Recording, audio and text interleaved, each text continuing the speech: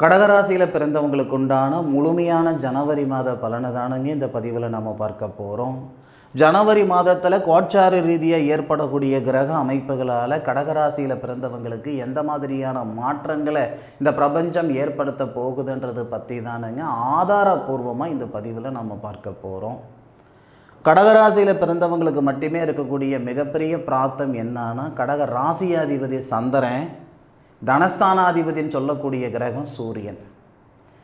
ஜனவரி மாத தொடக்கத்திலேயே கடகராசியாதிபதினு சொல்லக்கூடிய சந்திர பகவான் லாபஸ்தானத்தில் உச்ச நிலையில் இருக்கார்.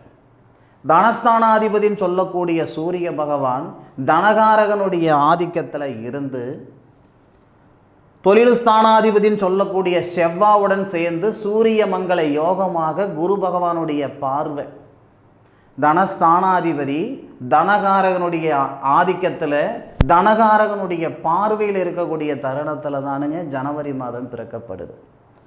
கடகராசியில் பிறந்தவங்களுக்கு எதிர்பார்ப்புகளுக்கு பஞ்சம் இல்லை. ஏன்னா கிட்டத்தட்ட ஒரு 3 வருஷத்துக்கு முன்னாடி வாழ்ந்த வாழ்க்கைக்கும் இன்றைக்கி வாழ்ந்துக்கிட்டு இருக்கிற வாழ்க்கைக்கும் ஏகப்பட்ட வித்தியாசம். பார்த்த இடத்துல காசு பணமாக இருந்தது போய் இன்றைக்கி இருக்கிற காலகட்டம் எந்த பக்கம் 10 ரூபாய் இருக்குதுன்னு தேடுற காலகட்டம். ஜாதகம் பார்க்கணுன்ற அளவுக்கெல்லாம் பெருசாக அவசியம் இல்லாமல் இருந்தவங்க தான் கடகராசிக்காரங்க. இந்த 3 வருஷ காலமாக எதை சாப்பிட்டா என் பித்தன் தெளிய நினைக்கக்கூடியவங்க தான் நிறைய பேர் இருக்காங்க. ஒரு நேரத்தில் இருக்கிற நிம்மதி சந்தோஷம் மறு நேரத்தில் இல்லாமல் ஒரு மிஷின் வாழ்க்கை வாழ்ந்துக்கிட்டு இருக்கிற கடகராசியில் பிறந்தவங்க நிறைய பேர் இருக்க தான் செய்கிறீங்க. உங்களுக்கு உண்டான அற்புதமான மாதம் தானுங்க ஜனவரி மாதம். 2026 வருடத்தில் வரக்கூடிய ஜனவரி மாதத்தில் 100% கடகராசியில் பிறந்தவங்களுக்கு மிகப்பெரிய மாற்றங்கள் ஏற்படுத்தும். முதல்ல தனஸ்தானாதிபதினு சொல்லக்கூடிய கிரகத்தை தனகாரகன் சொல்லக்கூடிய குரு பகவான் பார்க்கிறார். பொருளாதார ரீதியாக இருக்கிற சங்கடங்களை சரி செஞ்சுக்கிறதுக்கான பாதையை இந்த பிரபஞ்சம் உருவாக்கி கொடுக்கும். இந்த பிரபஞ்சம் எல்லாருக்கும் எல்லா நேரத்துலையும் சாதகமான பாதையை காட்டுறதில்லை. ஒவ்வொருத்தருக்கும் ஒவ்வொரு தருணத்தில் தான் சாதகமான பலனை தரும்.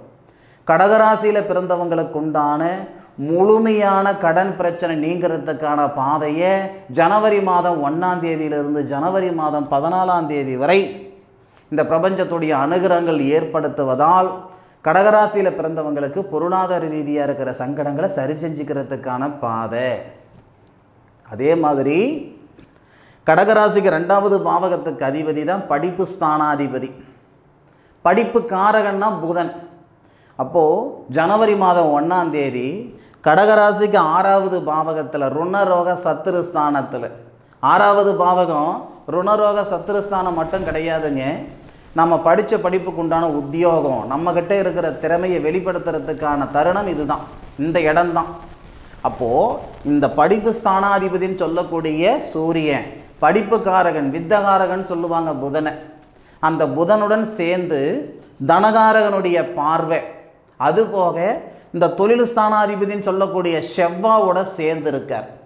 இப்படி இருக்கக்கூடிய ஒரு சூழலால் கடகராசியில் பிறந்தவங்களுக்கு படித்த படிப்புக்கு உண்டான உத்தியோகம் ஏற்படும்.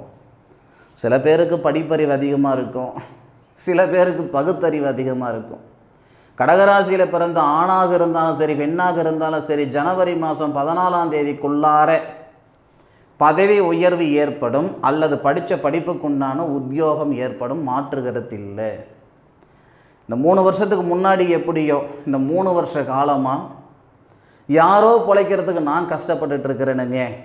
நல்ல விதமாக தூங்கி 3 வருஷம் ஆகுது, நிம்மதியாக இருந்து 3 வருஷம் ஆகுது, ஏதோ என் பொண்டாட்டி பிள்ளைங்களுக்காக நான் வாழ்ந்துக்கிட்டு இருக்கிறேன், என் கணவருக்காக நான் வாழ்ந்துக்கிட்டு இருக்கிறேன், என் தாய் தந்தைக்காக நான் வாழ்ந்துக்கிட்டு இருக்கிறேன், என்னை சார்ந்தவங்களுக்காக தான் நான் வாழ்ந்துக்கிட்டு இருக்கேன். உங்களுக்காக நீங்கள் ஒரு செயல் செய்துக்கிட்டு இருக்கிறீங்களே இல்லையே, அந்த 3 வருஷ காலமாக உங்களை சார்ந்தவங்களுக்கு ஒரு செயல் செய்யக்கூடிய சூழலில் தான் இருப்பீங்க. கிட்டத்தட்ட ஒரு மிஷன் மாதிரி தான் இருந்திருப்பீங்க கடகராசியில் பிறந்தவங்க.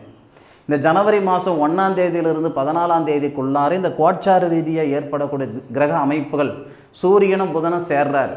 புதன் ஆதித்ய யோகம், குரு பகவானுடைய வீட்டில் குரு பகவானுடைய பார்வையில். குரு 12வது பாவகத்தில் மறைஞ்சிருக்கிறது 1000 மடங்கு நல்லது. ஏன்னா குரு 6 கிரகமாச்சே. அவர் 12வது பாவகத்தில் மறையும் பொழுது தான் நல்ல பலனை கொடுக்கும். விரைய செலவுகள் பண்ணுறது, இடம் வாங்குறது, வீடு கட்டுறது, வீடு ஆல்ட்ரேஷன் பண்ணுறது, இந்த மாதிரியான நல்ல விஷயங்கள். அதை குரு மே மாதம் ஜூன் 9ஆம் தேதி வரைக்கும் இருக்க தான் போகிறார், செஞ்சு பார்த்துக்கலாம். ஆனால் ஜனவரி 1ஆம் தேதியிலிருந்து 14ஆம் தேதிக்குள்ளார இந்த சூரியனும் புதனும் சேர்ந்து, புதனும் குருவும் கிரக பரிவர்த்தனை 12வது பாவகத்துக்கு அதிபதி புதன், 6வது பாவகத்துக்கு அதிபதி குரு, 2 பேர் கிரக பரிவர்த்தனை. திடீர் அதிர்ஷ்டம் பெருகும், எதிர்பார்த்த விஷயம் பூர்த்தி அடையும்.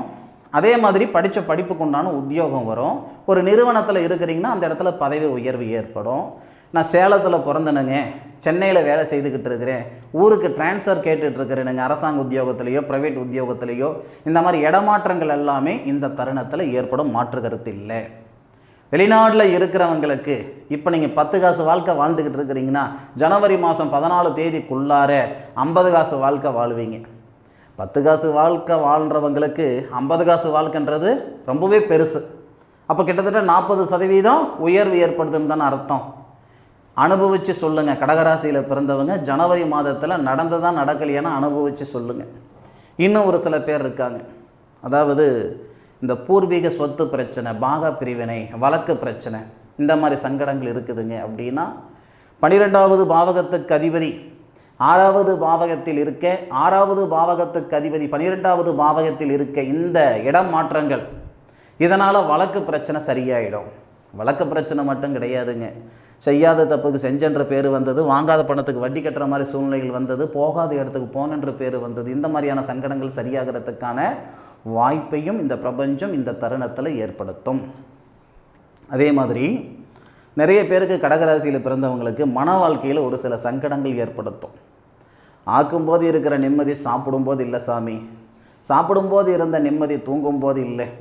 இந்த மாதிரியான மன அழுத்தம் நிறைய கணவன் மனைவிக்குள்ளார இருக்கும். சரியா? அதுக்கு இந்த நேரத்தில் பலன் சொல்கிறேன், கேட்டுக்கிடுங்க.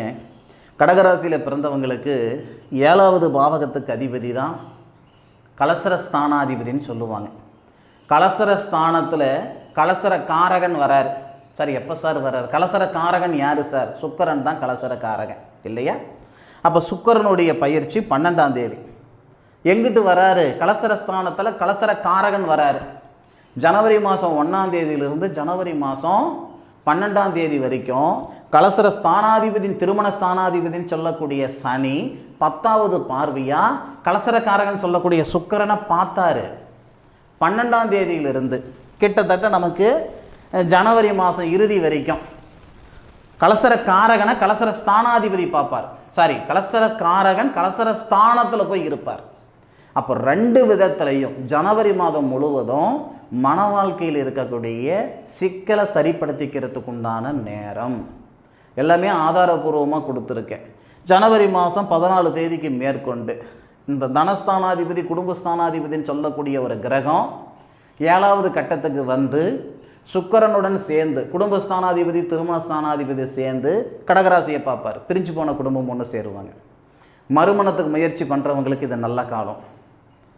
ஒரு முறைக்கு 2 முறை கல்யாணம் பண்ணணுங்க, செட் ஆகலை, 3வது முறை பார்க்கலாமா வேணாமான்ற மனநிலையில் நான் இருந்துக்கிட்டு இருக்கிறேன். கட்டாயம் இந்த நேரத்தில் அந்த தடைகள் நீங்கிடும், மன வாழ்க்கையில் இருக்கக்கூடிய சிக்கல்கள் நீங்கிடும். இந்த மாதிரி ஜனவரி மாதத்தில் ஆதாரபூர்வமாக ஒவ்வொரு விஷயமா ஒரு சில விஷயங்கள் சொல்லிகிட்டு இருக்கிறேனுங்க. தயவு செய்து இந்த நேரத்தை பயன்படுத்திக்கோங்க. இன்னும் கூட ஒரு அற்புதமான ஒரு நிகழ்வு இருக்குது. என்ன சார் அப்படின்னா 15ஆம் தேதி கடகராசிக்கு 10வது பாவகத்துக்கு அதிபதி தான் செவ்வாய், அதாவது தொழில் ஸ்தானாதிபதி தான் செவ்வாய். அப்போது இந்த தொழில் ஸ்தானாதிபதி 15ஆம் தேதி கடகராசிக்கு 7வது பாவகத்துக்கு வராரு. அப்போ செவ்வாய் உச்சமாகிறாரு. ஒரு கிரகம் ஆட்சியாக இருக்கிறத விட உச்சமாக இருக்கும்போது பவர்ஃபுல்லாக இருக்கும். அப்போது புத்திரஸ்தானாதிபதி செவ்வாய் 1, 2, 3, 4, 5 புத்திரஸ்தானாதிபதி செவ்வாய், தொழில் ஸ்தானாதிபதி செவ்வாய். அவர் உச்சம் ஆயிட்டு உங்கள் ராசிக்கு 7வது பாவகத்துக்கு வந்து உங்கள் ராசியை பார்ப்பார். இந்த தருணத்தில் குழந்தை பாக்கியத்தில் இருக்கிற தடைகளும் நீங்கிறதுக்கான வாய்ப்பு, புதுசாக தொழில் பயன்படுத்தணும், புதுசாக தொழில் உருவாக்கணும்னு நினச்சிங்கன்னா நல்லாயிருக்கும். இது ஜனவரி 15ஆம் தேதியிலிருந்து 30, 31 வரை. ஆக கடகராசியில் பிறந்தவங்களுக்கு எதிர்பார்ப்புகள் பூர்த்தி அடைகிறதுக்கான வாய்ப்புகளை, சந்தர்ப்பத்தை ஜனவரி மாதத்தில் இந்த பிரபஞ்சம் உருவாக்கி கொடுக்குது. எதிர்பார்ப்பு பூர்த்தி செய்துக்கிறதும் செய்துக்காததும் உங்களுடைய சொந்த சௌகரியம். இந்த பதிவு கடகராசியில் பிறந்தவங்களுக்கு பயனுள்ள பதிவாக இருக்கும் நான் மனசார நம்புகிறேன். மீண்டும் அடுத்த ஒரு அற்புதமான தருணத்தில் கடகராசியில் பிறந்த உங்களை சந்திக்கும் வரை உங்களிடமிருந்து விடைபெறுவது உங்கள் வீட்டு ஜோதிட நண்பனான மா. காளிதாஸ் மணிகண்டன். திருச்சிற்றம்பலம். வாழ்க வையகம், வாழ்க வளமுடன்.